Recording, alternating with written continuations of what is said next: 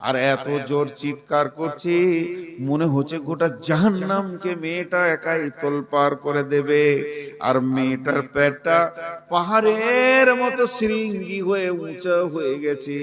আর ওই মেয়েটার পেটে ছোট ছোট ছোট ছোট ছোট ছোট কুত্তার বাচ্চার মতো অসংখ্য বাচ্চা রয়েছে। মা যত চিৎকার করছে, বাচ্চাগুলো ওই রকম চিৎকার করছে, যেন কলরব সৃষ্টি হয়ে গেছে। বিশ্বনবী বললেন, জিবরাইল, মেয়েটি কোন পাপ করেছে, কোন পাপের শাস্তি দেওয়া হচ্ছে এত কঠিন করে? জিবরাইল আমিন বললেন, ইয়া রাসূলুল্লাহ, মেয়েটি বড় নামাজি ছিল, মেয়েটা স্বামীর কথা শুনেছে, মেয়েটা তেলাওয়াত করেছে, জিকির করেছে, মেয়েটা রোজা রেখেছে, পৃথিবীর বুকে যত আমল আছে সব আমল করেছে, ফরজ তো দূরের কথা, নফল রোজা রেখেছে, দান খয়রাত করেছে, তেলাওয়াত করেছে, কালাম পাককে কতবার যে শেষ করেছে কোনো ঠিক নাই। এই মেয়েটার মতো নেককার মেয়ে এলাকাতে ছিল না। মেয়েটা শুধু একটা পাপের কারণে জাহান্নামে এসে গেছে, ওটাই হচ্ছে বেপর্দা। পর্দা করেনি, এর জন্যে স্বাধীন বিচরণে ঘুরেছিল, নিজের মন মতো ঘুরেছে, তার জন্য ওকে সিকলিতে বেঁধে দেওয়া হয়েছে। আর ওর পেটে কতগুলো বাচ্চা আছে শুনেলেন? পৃথিবীর যত পুরুষ ওর দিকে নজর দিয়েছে, প্রত্যেকটা পুরুষের তরফ থেকে একটা বাচ্চা না, এটা ভুল, বরং প্রত্যেকটা নজরে একটা পুরুষ যদি 10 বার দেখেছে তো 10টা ওর পেটে বাচ্চা।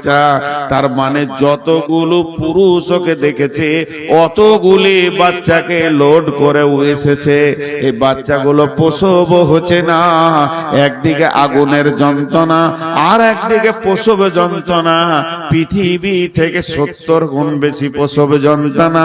লা ইয়ামুতু ফিহা ওয়া লা ইয়াহইয়া, ওখানে মত হবে না, বেঁচেও থাকবে না। এই চিৎকার যখন চলবে ওটা জাহান্নামকে বিরক্ত করে দেবে। তখন অন্য জাহান্নামীরা বলবে, চল চল চল, মেয়েটাকে প্রসব করিয়ে দিই বাচ্চাগুলো। যদি বাচ্চাগুলো ডেলিভারি হয়ে যায়, অন্তত মেয়েটা চিৎকার বন্ধ করবে, সুস্থ অবস্থায় থাকবে। তারা কি ডাক্তারের মতো করবে? তারা কি দাইমায়ের মতো করবে? তারা কিভাবে করবে? মেয়েটাকে সিকলি থেকে নামিয়ে ওর বুকে পেটে চড়ে নিয়ে পেশাবের রাস্তা দিয়ে হাত ভরে প্রত্যেকটি বাচ্চার গলাতে আগুনের শিকলি বেঁধে টানবে। একটা বাচ্চাকে জাহান্নামের ভিতরে প্রসব দিতে সময় লেগে যাবে 80 বছর, 70 বছর, 80 বছর করে লাগবে। আর পৃথিবীর 50,000 বছরের দিনের সেই বছর। মা আমার, বোন আমার, বেপরদার যে কি কঠিন শাস্তি আছে। আওয়ারা রাস্তায় ঘুরছি, কত লোক যে নজর দিল, কতজন যে আমাকে দেখলো, তার মনের ভিতরে কামনা উঠলো, বাসনা উঠলো, এই গুনার কারণে জাহান্নামে চলবি।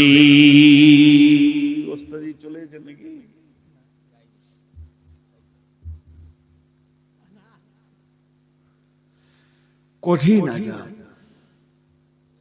আজকে রাতে সম্বলপুরের মাটিতে আমি গল্প বলতে আসিনি, আপনাদেরকে আনন্দ দিতে আসিনি, আল্লাহ মাফ করুক।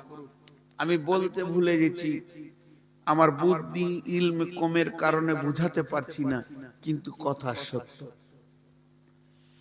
জাহান্নাম আছে, কথা সত্য, জাহান্নাম আছে। وجيء يومئذ بجهنم يومئذ يتذكر الإنسان وأنى له الذكرى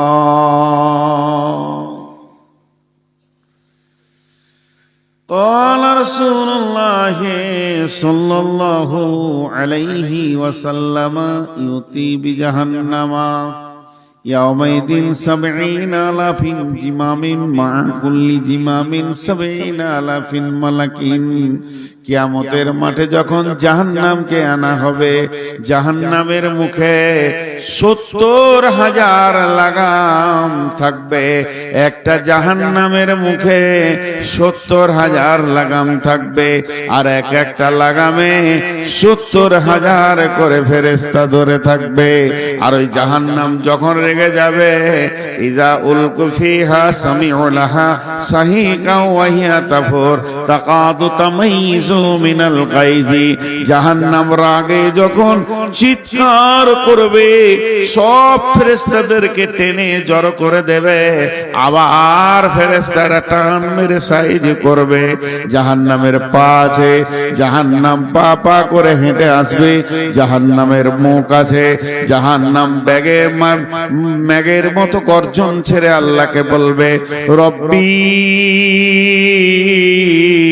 হে আমার রব, আইনাল মুতাকাব্বির আইনাল মুতাজাব্বির, कोई से तकब्बुर करने वाला, कोई से रिया करने वाला, कोई से बेनमाजी, कोई सुदारू, कोई जुआरी, कोई मतल, कोई लुच्चा, कोई